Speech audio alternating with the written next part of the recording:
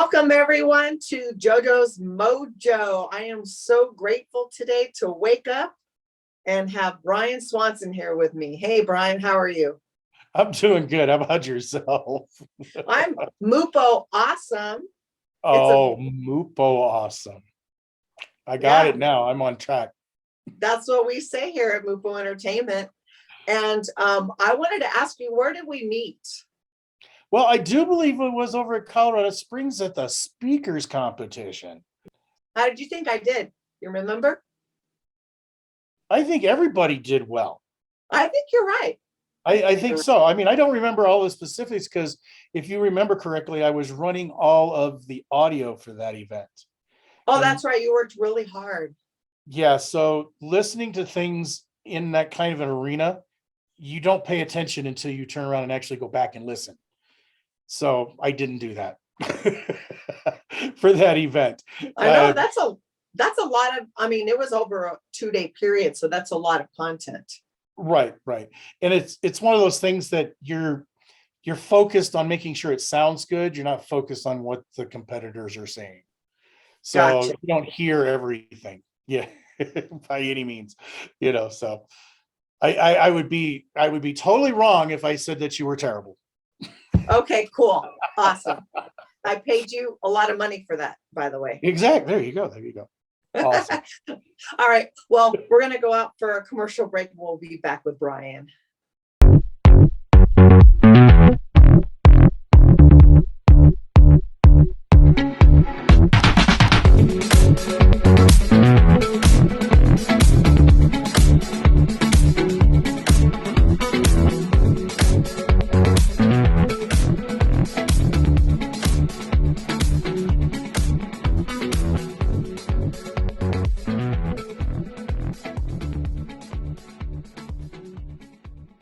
Hello, everyone, and welcome to JOJO'S Mojo on Mupo Entertainment. We are back with Brian Swanson. I was just putting all that together. That's actually kind of funny. Yeah, it really is. You should try making a show like this, recording it. However, you do have your own podcast, but we're going to go into that a little later. I bring people on to tell their stories about how they went from zero to hero.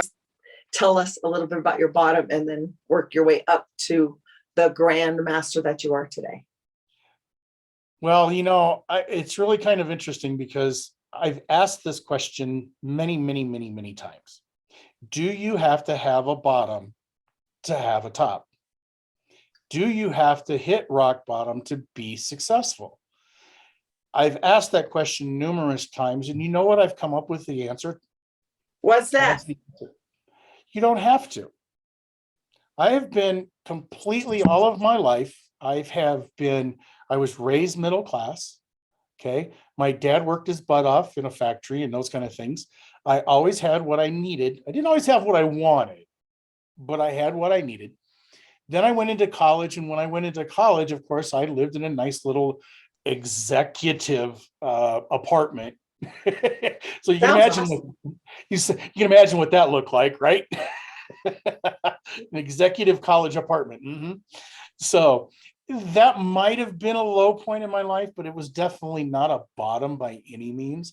And then I joined the military, and I've went all of my entire career for 24 years doing that when I retired and such. But I never really had anything that said I was at a bottom. And I think it's a matter of perspective a lot of times. Now I can relate to those out there that, they lived out of their car and they did this and they did that, and now they're zillionaires. I can relate to a certain degree. However, I don't believe that you have to have a bottom to be on top. That's an interesting way to look at it because, there are people that don't have a lot of difficulty and or trauma that just go through life and it's fine and dandy. And that's amazing. I'm really grateful that you were able to live that life because more and more people that I interview, I realize how much they went through and how much they've had to go through to get them to where they are today. We all go through trials and tribulations. Don't get me wrong. We all have them. We all have, that boss that really brought you down, or destroyed your career, which I can talk about, but we're not going to at this point. There's those kind of things, but I also am not I'm not a believer in failure. The word failure is way too strong for me.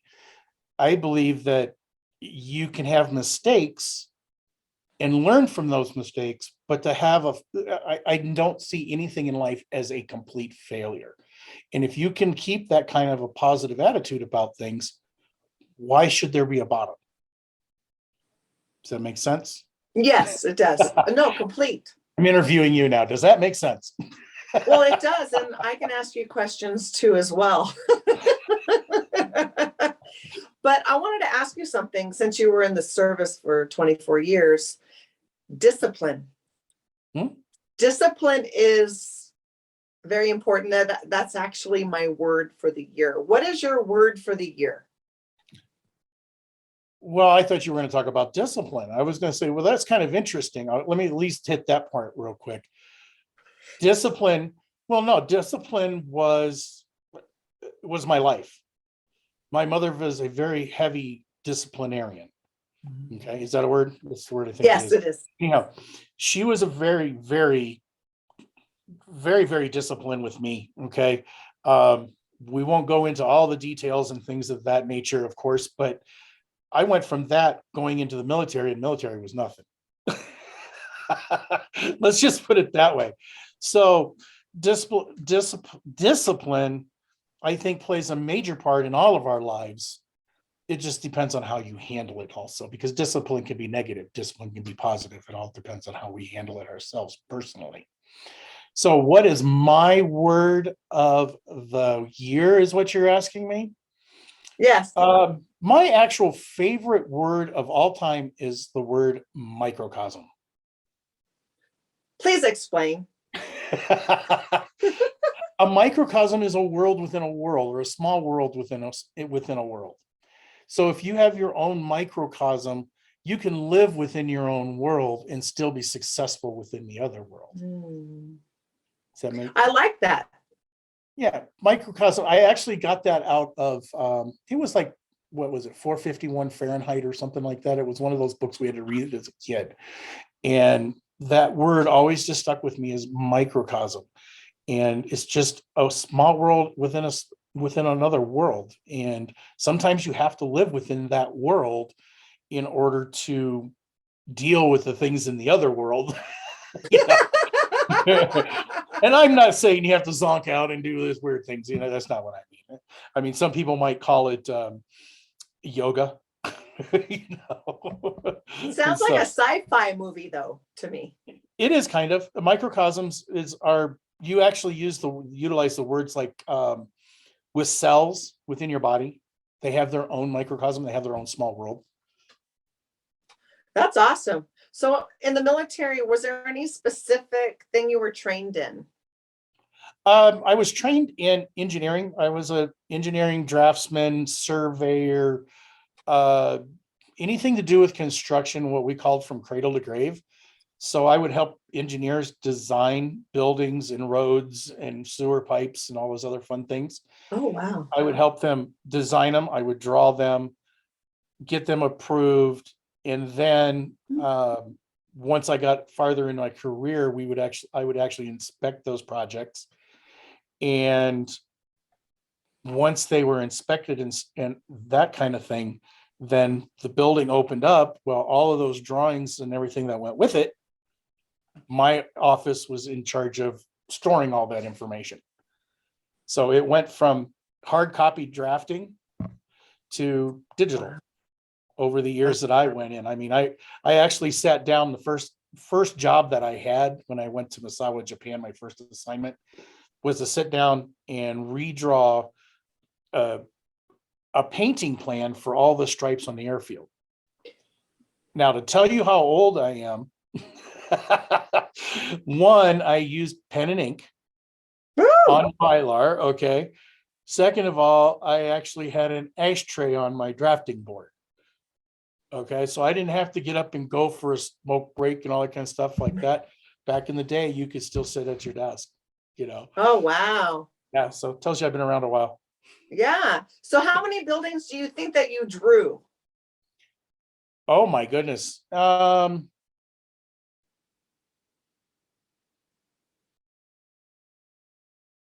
That's a good question. I don't know. I never really tried to put it together because we always did.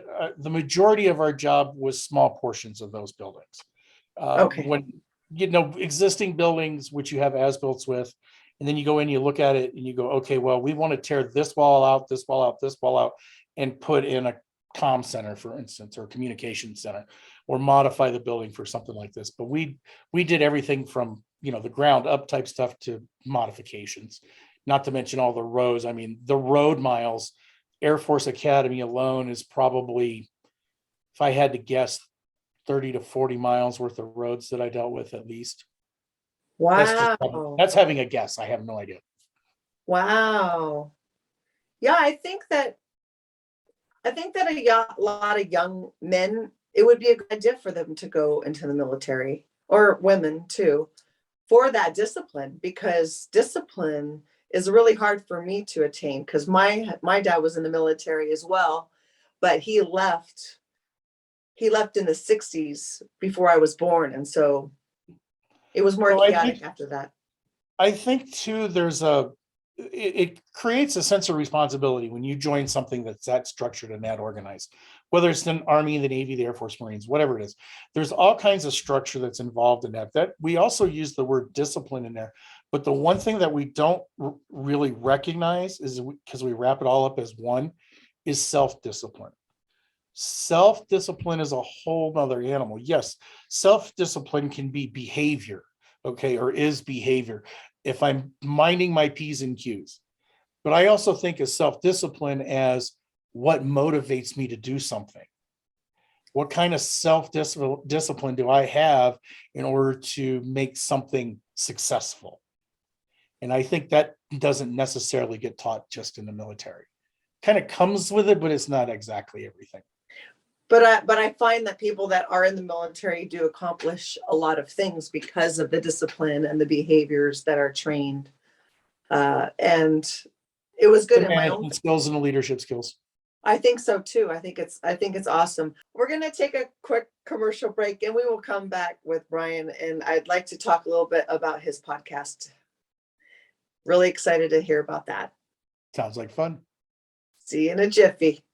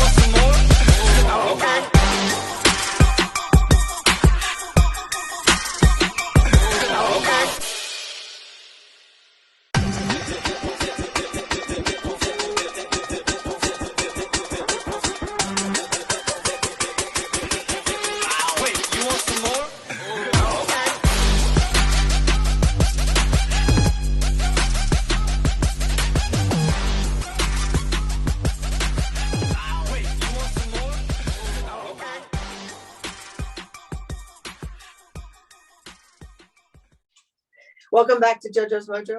I'm so glad you came back. We have Brian Swanson with us on my show, and I want to ask you, what is Denim and Pearls? Jeans and jewelry. I mean, you want to be literal here. Anyhow, Denim and Pearls is actually a podcast that I am half part of. It is yet to be decided who Denim and who Pearl is, but Denim and Pearls actually started out back in, July of 2020, right in the middle of COVID. And Michelle Ross, who's my partner on that, she was looking for some way to get out of her house and talk to somebody. She lives with a major introvert. And I happened to be outside. I wasn't sick, hadn't been exposed, yada, yada, yada. And she says, can I come over? And I said, sure, come over, have a beer. And sitting on the porch, a couple of weeks went by here and there, and we were having a lot of really good, serious conversations. a lot of fun too, a few beers here and there, those kind of things. But we were having a lot of good information. And Michelle one day finally looks at me and she says, why don't we share this with everybody? And why don't we do a podcast? I mean, podcasts are the thing now. Let's do a podcast. So that, and I think it was July of 2020 we started, and it actually literally started on my front porch. And every week we did it for about 2 months, maybe 3, and then it started getting cold. So once it started getting cold outside, we moved everything inside. But Denim and Pearls is a work-life balance show. And we talk about business from a casual point of view. So we call it business casual with pearls of wisdom from the porch. And as we know, from the porch, when we're on the porch, when it comes to family discussions and stuff, it's kind of that Vegas thing where what happens and what's said on the porch stays on the porch. It's true. It's idealistic, if you will. It's got a sense of genuineness to it. So that's how Michelle and I talk in this. We have a good time doing it. We laugh about it. Everything we do is impromptu. We don't plan anything ahead of time except for our topic. And our topic is typically the title of a song. So if you look at all of our things, it all has to do with that. So we try and relate whatever that song title is to whatever our topic is that week. And in the first half of the discussion, it's always about business. Second half is about life, family, friends, brothers, sisters, whatever. So do you have to filter what you say about these family and friends? I think kind of. Because a lot of times, like her husband's listening, or my wife is listening, or my daughter listens and stuff like that. But everything we don't talk specifics. In some circumstances we do, because you just can't get away from not talking specifics, or else you just sound like you're talking around in circles. So, but no, we don't ever say that my daughter such and such did that. But we may use an example of, she changed her oil today, kind of thing. But we have had some stories out there that dealt with current events with individuals who were not always, they were good examples for our topic. Let's put it that way. Oh, definitely. There's a lot of content out there. Especially when you're dealing with people who like to provide you content. I get you there. You know how comedians have a muse? Yes, they sure do.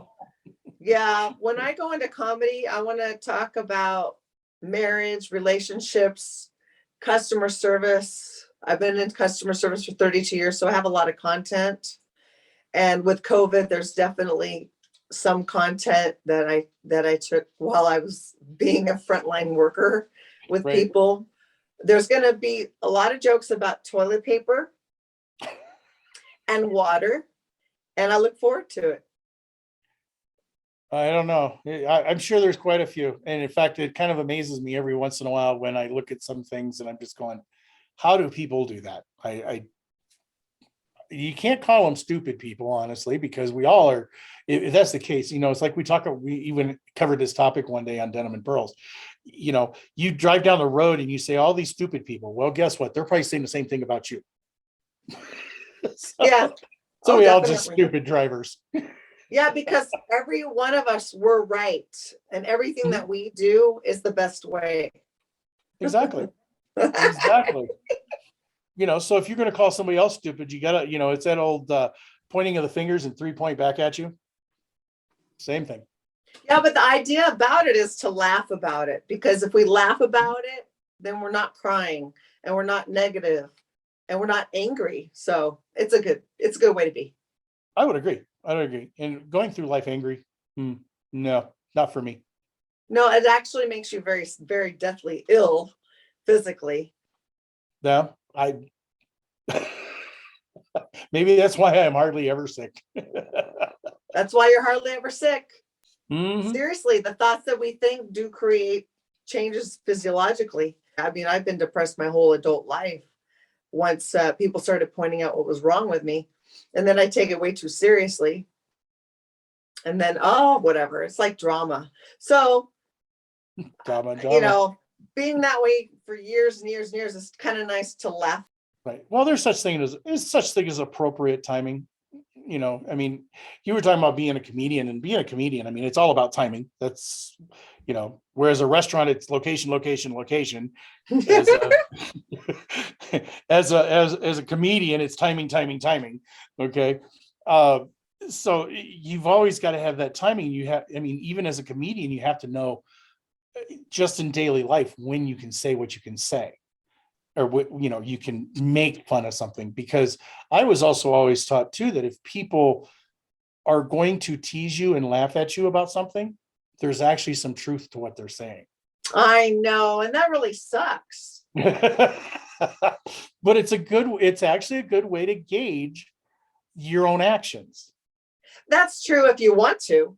Right. Well, I mean, if somebody jokingly always says you're a smart aleck, and they laugh about it, well, that's great. It's fine in that circumstance right there. But when you go home, it's kind of like, what did they mean by that?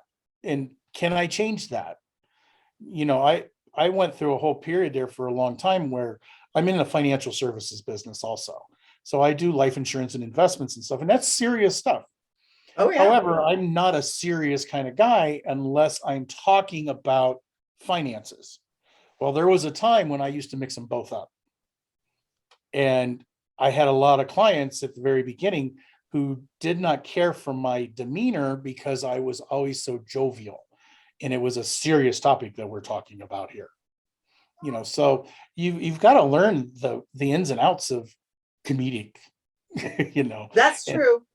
And you know, and having a little smile on your face and a chuckle sometimes, it even just creates curiosity, and people are wonder, what did you just think? Why did you just? Yeah, but that's the fun in it. Oh yeah, yeah. It can be challenging, and it can be a fun challenge. Oh, definitely. Well, this interview has been a whole lot of fun. You never know what's going to happen, right? You never do. You never do. Except for my fingers are green. I feel like Mork. Work from work. Nanu, nanu. Nanu. That's it like that. Can you still do that?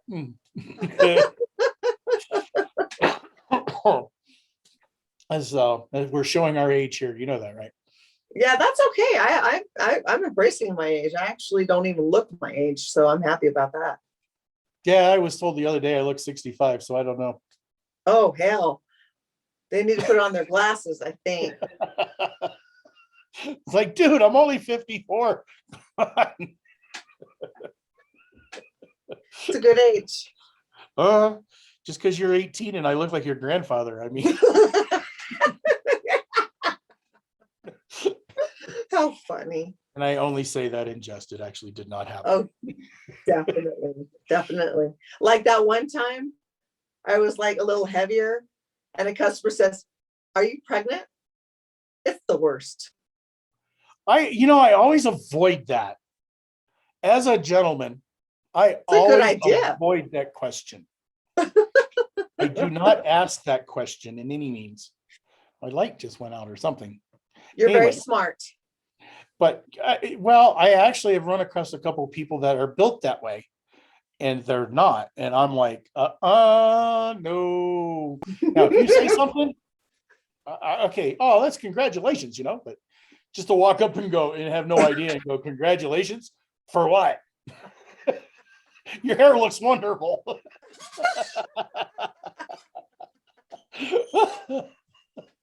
That's hilarious.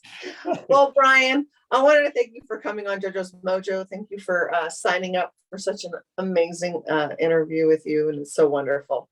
Well, hopefully it's been fun. I mean, you were talking about from the bottom up, where are you at? And I think a lot of that, I have to give my 2 cents worth here, if I may. Can I? May I speak freely? You may. From the bottom up doesn't necessarily mean your bottom is the bottom of the barrel. That doesn't necessarily mean that it's the end of the world for you. It depends. Your bottom is where you've made your bottom. And going up and being successful also is a matter of perspective. It doesn't matter what you think. Well, it does, but it doesn't matter what everybody else thinks, because there's a lot of people who look at me and say, you're very, very successful. Geez, thanks. But you know what? I don't think my bank account's where it needs to be yet. Okay. So is it just monetary is a gauge? Is it success in the house that you live in, the cars you drive?